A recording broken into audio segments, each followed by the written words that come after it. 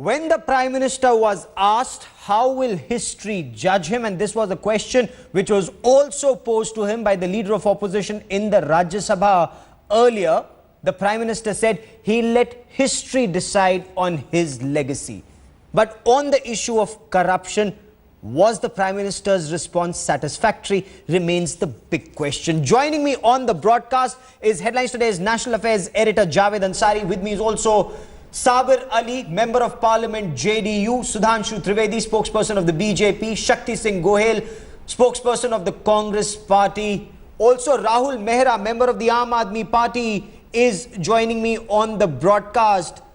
Sudhanshu Trivedi and also Mehboob Beg, Member of Parliament of the National Conference, is joining us on the broadcast. Shakti Singh Gohel, was the Prime Minister economical with the truth on the issue of corruption? He said whatever allegations were made in UPA 1. We still won the elections. These allegations, whether it's the coal scam or the 2G spectrum scam, sir, came to light only in UPA 2.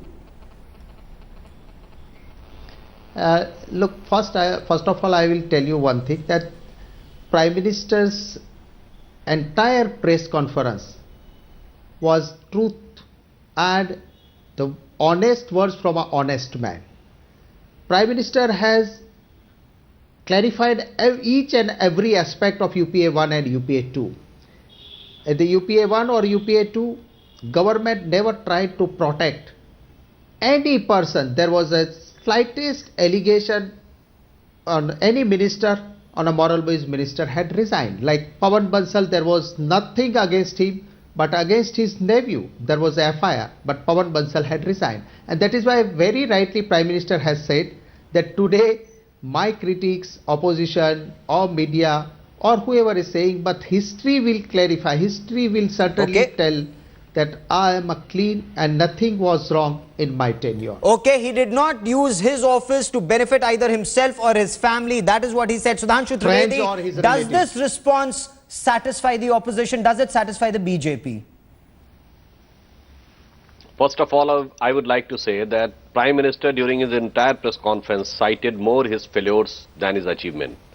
Now, as Mr. Shakti Singh Gohel has cited an example of Mr. Pawan Bansal, the entire country knows that the entire budget session was washed out on the demand of his resignation, and the Congress Party didn't allow him to resign. And finally, when the Supreme Court intervened, there was no option left, then they resigned. And they maintained the same mindset from July 2010, when the entire monsoon session was washed out on the demand of JPC on 2G.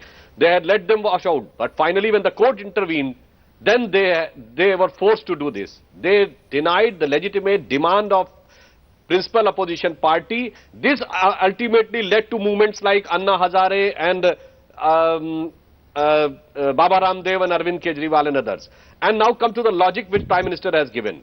If this logic is okay, I would like to say that the UPA 1, the good performance of UPA 1 was nothing but the momentum provided by the NDA. The real face of UPA came in the UPA 2. And even if I consider the logic of the Prime Minister, why on this logic Gujarat should not be held? Mr. Narendra Modi should not be held? That he had won the election thrice? He has performed well. Even in the report of the Planning Commission in July 2013, as early as July 2013, they have praised the Gujarat government.